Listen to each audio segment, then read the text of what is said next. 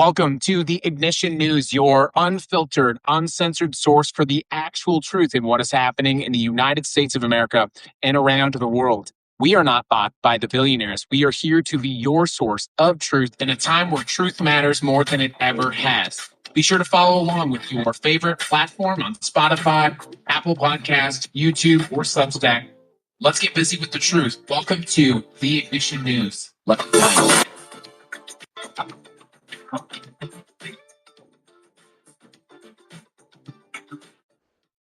All right, let's do it.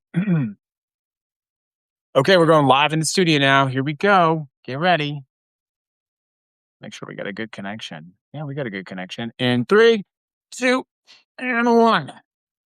Good morning, everyone. Welcome. It is February 17th, 2026. You are watching the Ignition News. We've got a few stories to talk about today, drawing some inspiration and leading you out with a little bit of determination, a little bit of grit, and a little bit of a reality check about what's happening in the country right now and what we can do to save it, if we can save it at all. So good morning. I wanted to just acknowledge that it is, in fact, morning. I had a really difficult day yesterday. Yeah, I really did.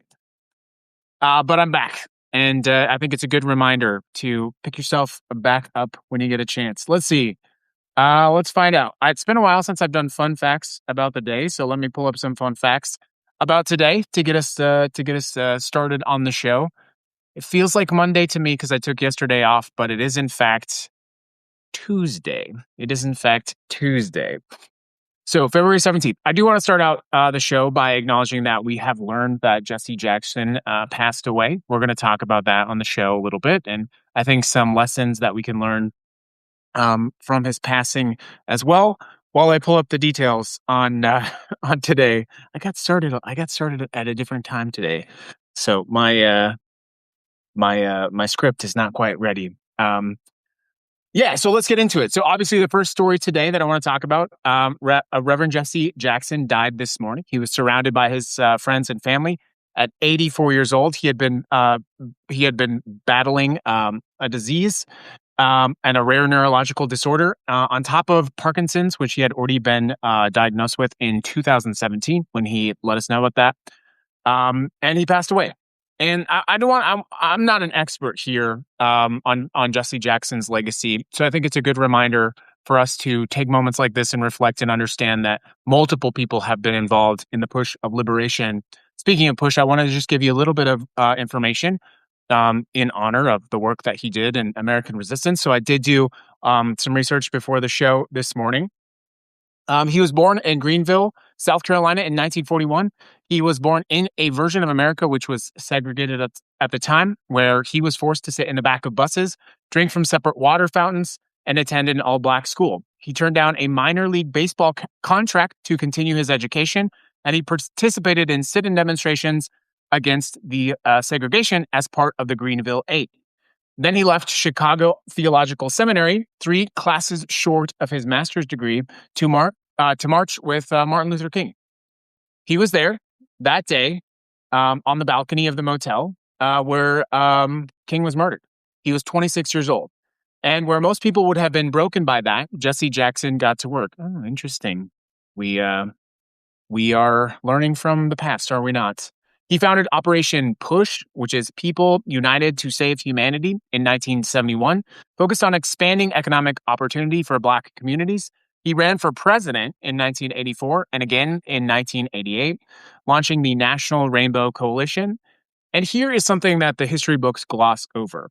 Jackson fundamentally changed the Democratic Party. He was the first presidential candidate to make support for gay rights a central part of his platform. He successfully fought for change to delegate allocations from a winner-take-all to a proportional. That change later allowed Barack Obama's come-behind victory over Hillary Clinton. Pretty interesting.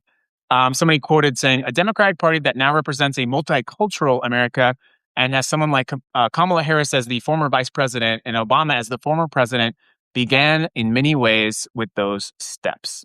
His son, Jesse Jackson Jr., told CNN this morning that his father's greatest contribution was giving light to people who, quote, found themselves in dark places. Pretty inspirational. That, my friends, is what a legacy full of service and a legacy full of dedication and a commitment to liberation looks like. A focused warrior who accomplished so much. But also, as his son said, something that I took very personally today, his contribution was giving light to people who found themselves in dark places. He received the Presidential Medal of Freedom from Bill Clinton in 2000. He earned dozens of honorary degrees, and he helped secure the release of American hostages in Syria, Cuba, and Iraq. He organized, he marched, he ran for office, and yes, occasionally he failed. And yes, occasionally he had setbacks. But there's no question that he has a life and legacy of service. And I want to be delicate how I talk about this, because I did see also that the President of the United States put out some Truth Social about him. And I think this is where I'm trying to be delicate in how I handle this, but this is the same president acknowledging the contributions of Jesse Jackson, who just about a week ago put out this video of Barack Obama and Michelle Obama depicted as apes. And then, of course, didn't have enough courage to admit that he was the one who posted it. And let us just be honest. He was the one who posted it. And even if by some weird ass chance he wasn't, which I don't think anyone believes, do you honestly believe that he wasn't the person who clicked post? Do you believe that? Even if he wasn't, what he doesn't do, what he didn't do, and what proves he's a failure of a leader in this moment is that the buck stops there with the President of the United States of America. His platform, his literal company, he's a founder of Truth Social. And whether or not he clicked send, it's his name, his face, and his post. Barack Obama was the first Black president of the United States of America. We have forgotten how far we have come, but also how far this man has made us fall for nothing. I talk about this all of the time. I have a son who is in his 20s. Believe it or not, I know, the gray beard. All that my son has ever seen, quite literally, the first political activism I took my son to was No Dapple in 2016. I think his journey into politics is particularly heartbreaking when you think about it. I have to turn up my volume. I'm sorry.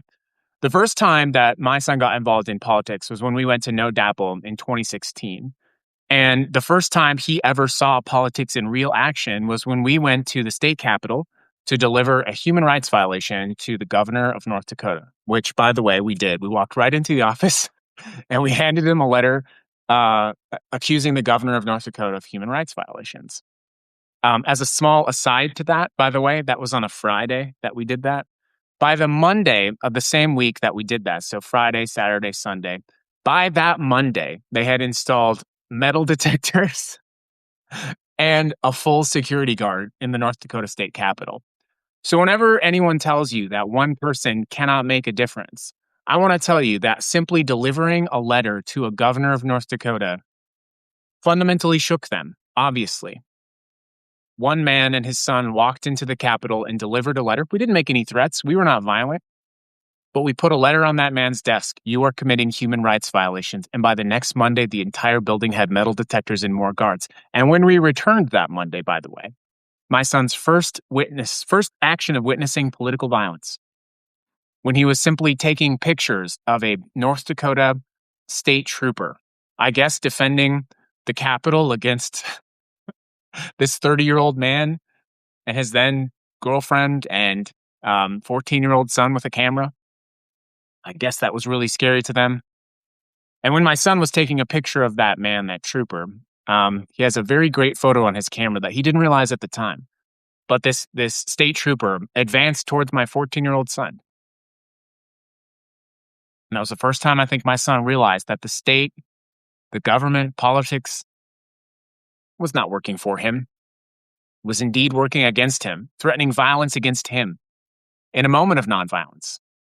My son has this very famous picture that at 14 years old, I couldn't believe he managed to capture in his cool calmness while being advanced on by a grown adult man, by the way, a grown adult man.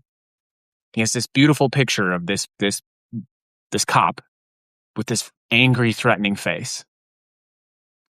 At that time, the president of the United States was Barack Obama. And when thousands of people showed up, thousands of veterans, by the way, showed up, we all stood together in a circle and we surrounded the entire camp and everyone linked hands, arm in arm in arm in arm.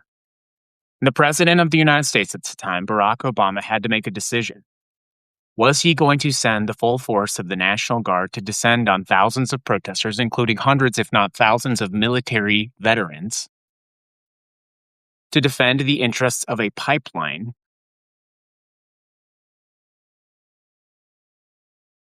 Or was he going to back down? We won that day. They did stop it. Of course, then my son got to witness President Donald Trump in his first term, who almost immediately overturned that decision. Political violence, indeed.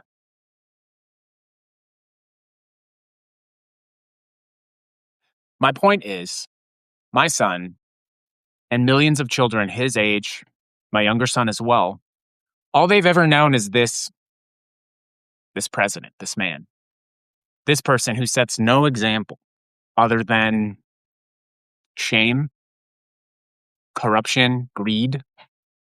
He is supposed to be the example, I guess.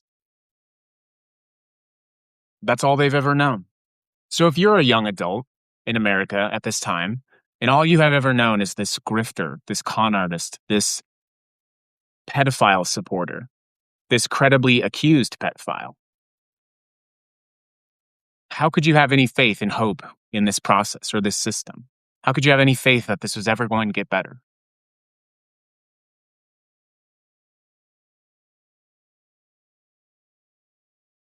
Well, you look to those in the past. A young Jesse Jackson who left school 3 classes short of his master's degree to go march in the moment with Martin Luther King, who put everything on the line to advance the cause and course of freedom, who literally freed prisoners, who literally started organizations and who changed the Democratic Party, which then undoubtedly led to the first Black president. People like to tell you all the time, I'm just one person. What could I do? What can I do? Jesse Jackson was one person who changed the course of history.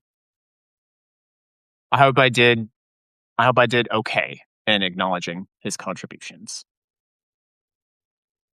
The next story. Let's talk about Costco. Let's move it up and talk about resistance and what resistance actually means. Fortune published a piece last week about Costco, by the way. The headline tells you everything. Costco defied Trump's DEI orders as Target and Walmart scaled back. Business is booming. Here's what you should know.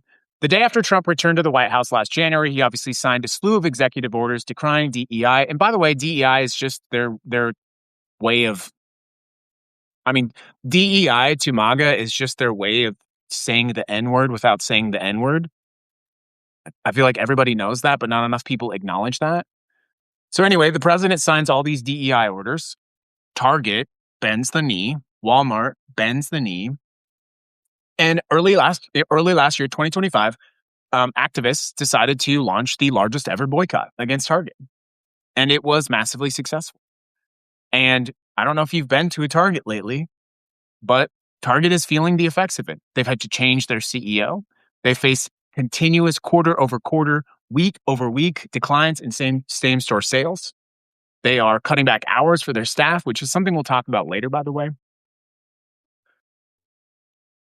But Costco decided to take the opposite approach. They decided to lean in to diversity, equity, and inclusion. They decided to look it straight in the face. And here's what we now know. Sales are booming. Here's some financial numbers. Revenue is up 8.2%, $66 billion. 90% of members renew every year. The stock is holding steady, and analysts say, why rock the boat? It's sailing very nicely. But Costco went further. They actually started a lawsuit against the Trump administration over tariffs, arguing that the tariffs were a violation of emergency powers. They're right now the highest profile company willingly fighting the president. They're fighting for you, by the way. Those tariffs impact you. Costco proves that having a spine is good for business. They're adding massively into, and they're building new stores. They built a beautiful new store here in Las Vegas, where I live. They're adding members every single day. And they're proving what we have told you all of the time, which is when you stand up to these fascists, they back down. It shouldn't take a bulk warehouse selling toilet paper to demonstrate resistance to this fascist. Costco is showing more moral spine than the entire United States Senate. And guess what? It's working for them. Business is booming. But let us look at an example of the opposite. Good morning, everyone. Welcome to the Ignition News. I'm just going to acknowledge right now, if you watch the show frequently, I'm a little bit jilted today. Not jilted. I'm a little bit off today. Had a really rough day yesterday. It was a very rough day, actually, yesterday. In fact, while I was broadcasting the show yesterday, FedEx was at my house. They came to the house delivering something. I had to stop recording the show. Those of you who were here yesterday, you remember. I had to stop recording the show, go downstairs, sign for this package. Well, in the package was the supplies for our studio, which we've been saving for a long time. As you know, if you watch the show, I've been talking about it forever. And yeah, everything was destroyed. I don't know. Everything was destroyed. Like, you know, I set up my whole day. I took the whole day off to do it. But then I said, okay, you know, this can be replaced. So then I went to go and get the furniture for the studio. So get in the car, get my younger son in the car. We go, and we're going to go down and pick up the furniture. The furniture is also destroyed. But I forget to tell you, on the way to pick up the furniture, we get in a car accident. This driver, he gives me his insurance card. It's expired. Nice.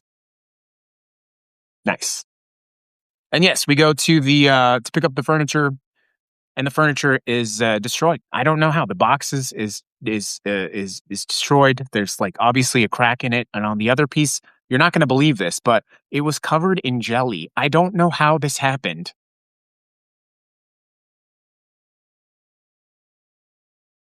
I don't know how. But anyways, drove back home in the rain. Moderator Cat helped me paint the wall, and it looks really nice. So these are temporary setbacks, yes? And if you watch the show frequently, you probably like, what's off today? Well, what's off today is yesterday. I'm not going to lie to you. It would be inauthentic for me to say anything different. What's off today for me is yesterday. It was a really tough day. And so I don't have my usual spark and vigor. But yeah,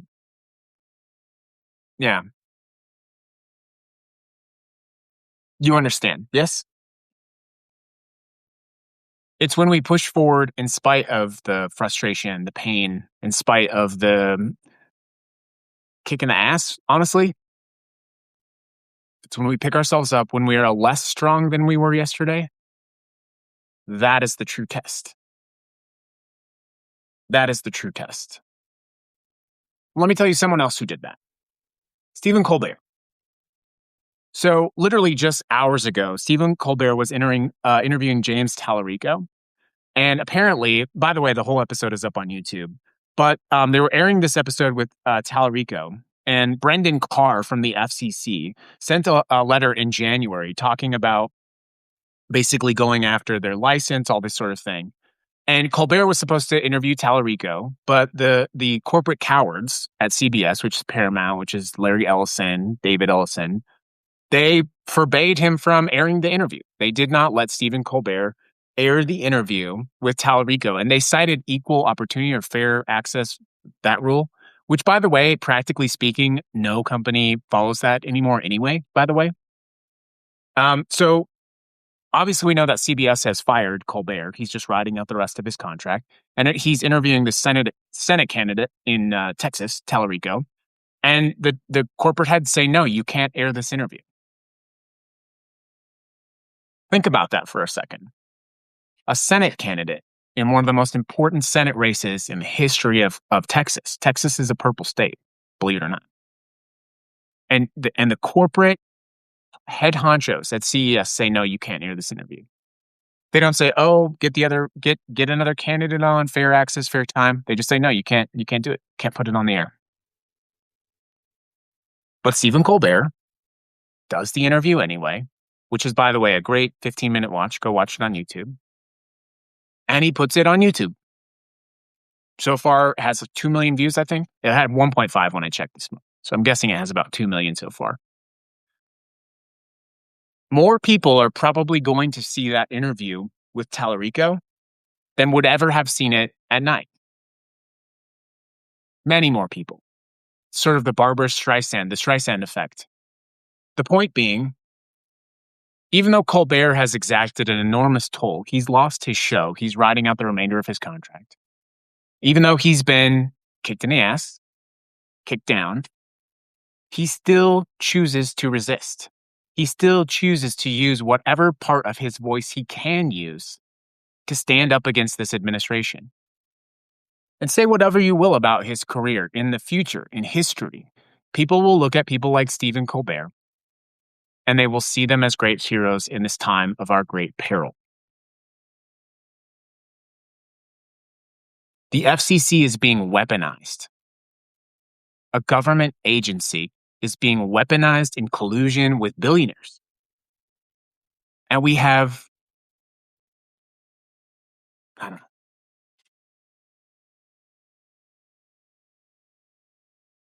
The great moral decay in our country is not from your neighbors and friends. It is from a few very wealthy people who, by the way, we're learning increasingly are all part of this global sex cabal.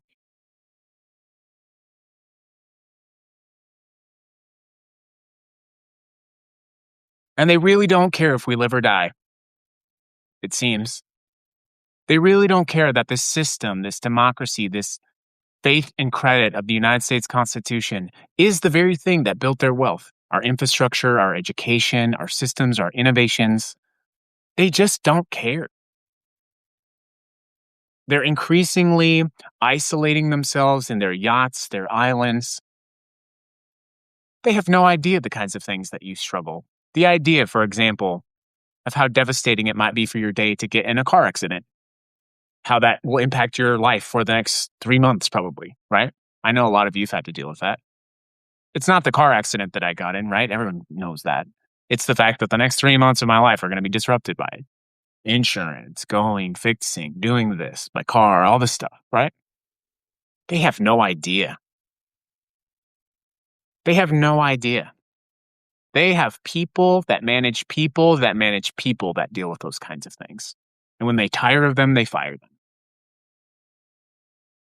And if the car is sufficiently damaged in the minor fender bender, guess what? They can just take a little bit of a fraction of the tiniest portion of the little bittest percentage of interest that they got from their vast hordes of wealth. And they can just tell the person who manages the person who manages the person who hired the person to manage the person to go buy a new car. And it'll be there by that afternoon. The difference is astonishing. And I keep saying this, but when more and more American people see what's happening with not only the Epstein files, but with how these people live, because what the Epstein files does reveal is it reveals how these powerful people live, how removed from reality it is, and how disconnected and alone the rest of us are.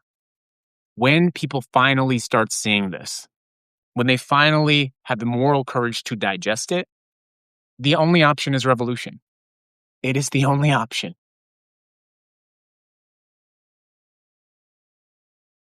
So get involved, pay attention, and take a stand.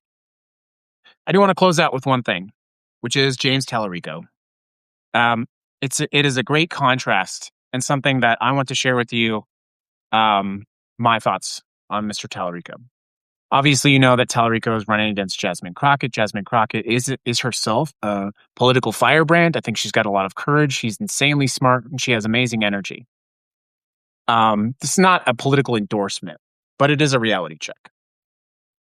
The reason I believe that the right candidate for Senate in Texas is Tallarico is the following. And I've been very consistent on this. And first, I will say, Tallarico has some political positions that I find indigestible, speaking of digestion. And he definitely took money from Miriam Adelson, which is disgusting. And I think that he has to grapple with that and he has to really tackle that head on. But James Tallarico understands the battle he is in and the battle we are all in. And if I'm not clear enough, I want to be very clear with you right now. I've been very clear for the last year. We are fighting Christian nationalist authoritarianism, Christian nationalist fascism. And the difference between Crockett and Tallarico is that Tallarico understands that we are battling Christian nationalist fascism. And he is bringing to that fight a very unique toolkit, which is his conversation about faith in a state where that is essential. And he is a credible messenger. And so this is not an endorsement of Tallarico. And I've said before, if Crockett wins in the primary, that I will, of course, support Jasmine Crockett. But I want to tell you that between the two candidates, both talented, both great people, Tallarico is the person bringing the right fight at the right moment. It is an ideological battle between Christian nationalist fascism, ethnic cleansing, by the way, that's what it is, and democracy. And so, for what it's worth, if you happen to live in Texas, you happen to be wondering or you're on the fence, I think you should vote for Tallarico because I think he has the best chance of winning in a statewide contest. And I think more importantly, he has the opportunity to fundamentally call out these Christian nationalist fascists for the hypocrisy that they are. In a way that, as talented as Crockett is, she simply doesn't bring that fight. She brings a really great fight to a lot of areas. And again, we will support her if she wins. But if you want to know who's going to win Texas, it's Tallarico. There's no question in my mind. And I will close with this. Whether you're in Texas or whether you're in North Dakota or whether you're in Florida, the good thing about the Tallarico versus Crockett conversation is one of the first times in the last year when we've actually had the glorious problem of having two great people to pick from, both of whom would make our lives better, unquestionably. And so, in the middle of all of this, we have people willing to lead. We have people willing to push. We have people willing to push back. There are people out there who are capable of taking the fight to the fascists. But you also have to do that as well. It's not just about who you vote for. It's about when you vote with your wallet. It's about where you show up. It's about who you show up to. It is about when you refuse to back down. It is about the conversations you have with your brothers, your sisters, your neighbors.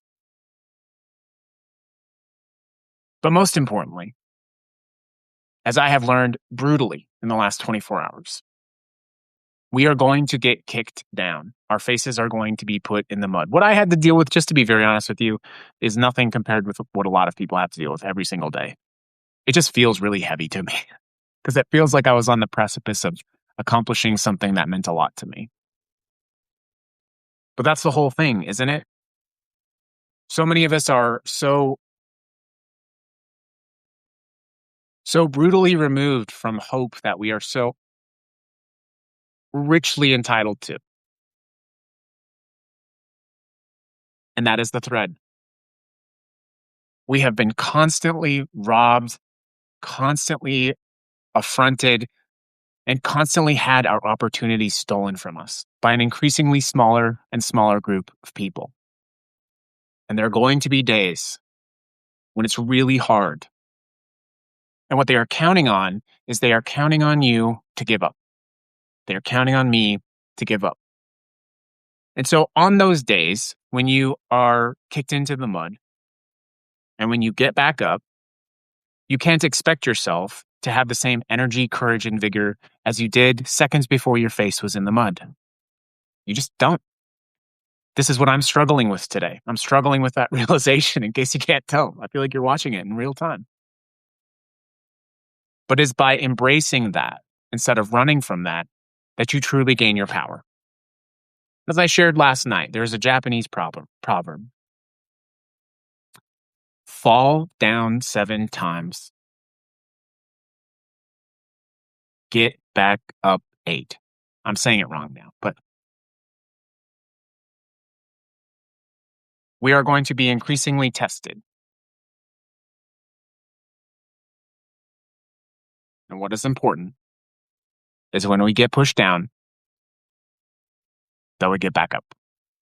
That's the show, everybody. Thanks for tuning in. Ooh, there we go. All right, Substack, I'll let you go. Good show over on Subby.